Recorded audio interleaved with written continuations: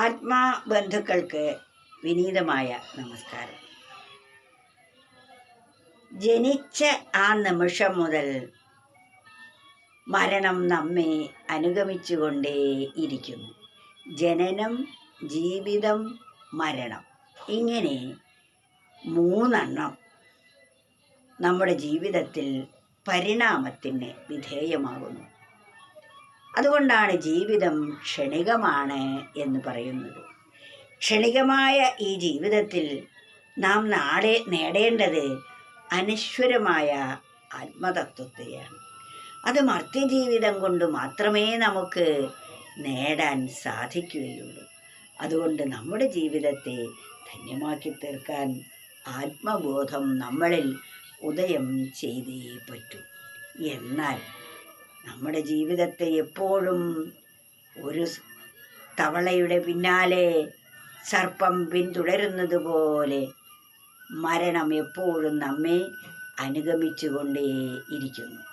ഹരിനാമകീർത്തനത്തിൽ അടുത്ത ഒരു ശ്ലോകം ഇതാണ്: ഭക്ഷിപ്പതിന്നു ഗുഹ പോലെ വിളർന്നു മുഖ മയ്യോകൃതാന്തരിഹ പിമ്പേ നടന്നു മമം എത്തുന്നു ദർദുര മുരത്തോടെ പിമ്പയൊരു സർപ്പം കണക്ക് ഹരിനാരായണായ നമാം.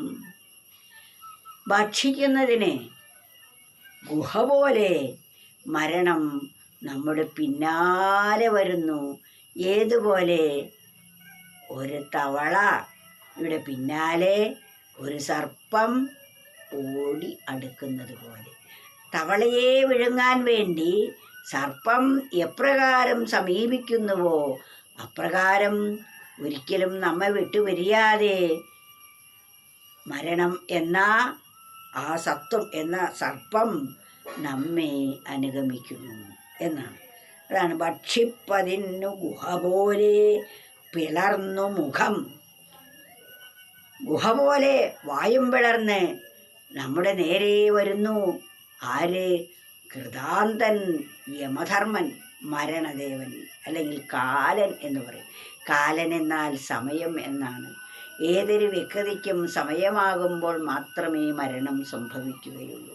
ആ സമയത്തെയാണ് ഇവിടെ കൃതാന്തൻ എന്ന് പറയുന്നത്. കൃതം എന്നാൽ കർമ്മം. കർമ്മത്തിൻ്റെ അന്ത്യത്തിൽ വന്നു ചേരുന്ന ഫലം ആണ് കൃതാന്തൻ എന്ന് പറയുന്നത്. ഭക്ഷിപ്പതിന്നു ഗുഹ പോലെ പിളർന്നു മുഖമയ്യോ കൃതാന്തനിഹ പിമ്പേ നടന്നു മമ.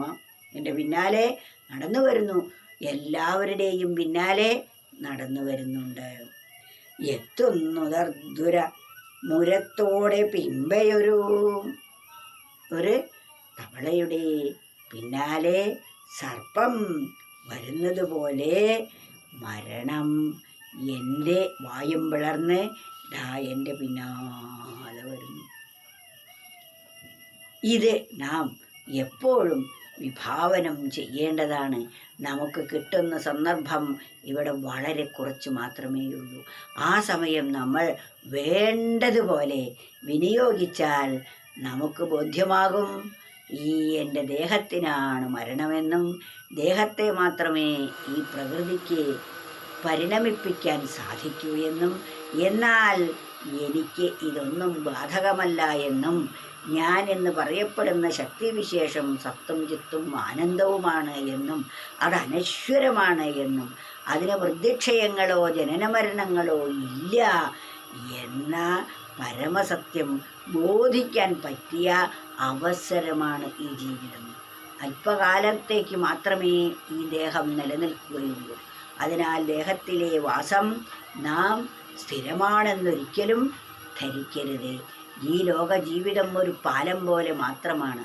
പാലത്തിൽ വീട് വെച്ച് ആരും താമസിക്കാറില്ല.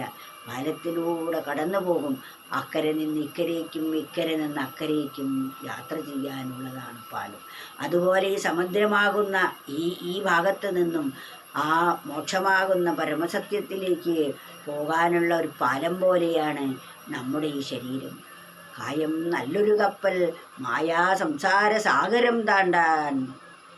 മായയാകുന്ന അജ്ഞാനമാകുന്ന ഈ സംസാര സാഗരത്തെ തരണം ചെയ്യാൻ നമ്മുടെ ശരീരം ഒരു കപ്പലാണ്. അതുകൊണ്ട് ഈ കപ്പൽ പൊളിഞ്ഞു പോകുന്നതിന് മുമ്പേ നാം സുരക്ഷിതമായി ആനന്ദമാകുന്ന വൻകരയിലേക്ക് എത്തിച്ചേരേണ്ടതാണ്.